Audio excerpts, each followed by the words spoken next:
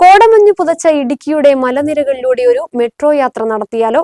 വെള്ളച്ചാട്ടങ്ങൾ ആസ്വദിച്ചും വന്യമൃഗങ്ങളെ കണ്ടും ഒരു മനോഹര യാത്ര. ഒരിക്കലും നടക്കാത്ത സ്വപ്നമെന്ന് പറയാൻ വരട്ടെ. AI സഹായത്തോടെ അങ്ങനെയൊരു യാത്ര ഒരുക്കിയിട്ടുണ്ട്. സോഷ്യൽ മീഡിയയിൽ വൈറലായി മാറിയ യാത്രയുടെ വിശേഷങ്ങളിലേക്ക്. കൊച്ചിയിലെ പോലെ ഒരു മെട്രോ സർവീസ് ഇടുക്കിയിലുണ്ടായിരുന്നെങ്കിൽ സ്വപ്ന തുല്യമായിരിക്കും ആ യാത്ര.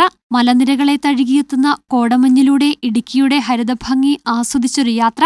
തേയിലച്ചെരുവുകളിലൂടെ വെള്ളച്ചാട്ടങ്ങളെ തഴുകി വന്യമൃഗങ്ങളുടെ ചിത്രങ്ങൾ പകർത്തി ആഹാ അന്തസ്. ഭാവിയിൽ ഇടുക്കി ജില്ലയിൽ മെട്രോ സർവീസ് ആരംഭിച്ചാൽ എങ്ങനെയായിരിക്കുമെന്ന് കാണിച്ചു തരുന്ന AI വീഡിയോ വൈറലായിരിക്കുകയാണ്.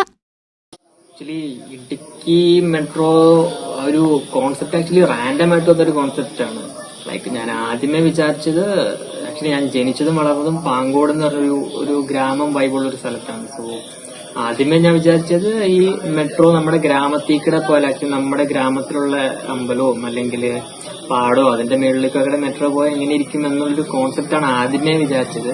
അത് കഴിഞ്ഞിട്ടാണ് ആക്ച്വലി ഇടുക്കിക്ക് ഒരു ട്രിപ്പ് പോലെ പോയത്. സോ അത് കഴിഞ്ഞിട്ടാണ് ആക്ച്വലി മൈൻഡില് ഈ ഒരു മെട്രോ ഇടുക്കിയിൽ വന്നാൽ അത് ഇടുക്കിനെ എങ്ങനെ അഫക്ട് ചെയ്യും, വർക്ക്ഔട്ട് ആവോ എന്നൊരു തോട്ട് പോലെ വന്ന് പിന്നെ ആക്ച്വലി ഞാനതൊരു AI യൂസ് ചെയ്തിട്ടൊന്ന് മെട്രോ ഇടുക്കിയിലൊന്ന് പ്ലേസ് ചെയ്ത് നോക്കി. ആ വീഡിയോ ആണ് ആക്ച്വലി ഞാൻ റാൻഡമായിട്ട് ഇൻസ്റ്റാഗ്രാമിൽ പോസ്റ്റ് ചെയ്തത്. ബേസിക്കലി ഞാനൊരു വീഡിയോ എഡിറ്ററാണ്. ലൈക്ക് വർഷങ്ങളായിട്ട് ഈ ഒരു പ്രൊഫഷൻ തന്നെയാണ് ആക്ച്വലി ഫോളോ ചെയ്യണത്. സോ അതിനിടയിലാണ് നമ്മുടെ നാട്ടിലെ ഗ്രാമത്തിലെ തന്നെ ദീപം എന്ന് പറഞ്ഞൊരു ക്ലബ്ബ്, അത് ആക്ച്വലി നമ്മുടെ ക്ലബ്ബാണ്. സോ ക്ലബിന് വേണ്ടി ഒറിജിനൽ കണ്ടന്റ്സ് ആണ് ആദ്യമേ എടുത്ത് തുടങ്ങിയത്. അതിന്റെ ഇടയിലാണ് ആക്സിഡന്റലി AI ഇൻട്രൊഡ്യൂസ് ആയത്. ഇടുക്കിയിലെ മെട്രോ സ്റ്റേഷനും അണക്കെട്ടുകളും തേയിലച്ചെരുവുകളും കാടും മേടും കാട്ടാനയുമെല്ലാം വീഡിയോയിൽ മനോഹരമായി ചിത്രീകരിച്ചിട്ടുണ്ട്.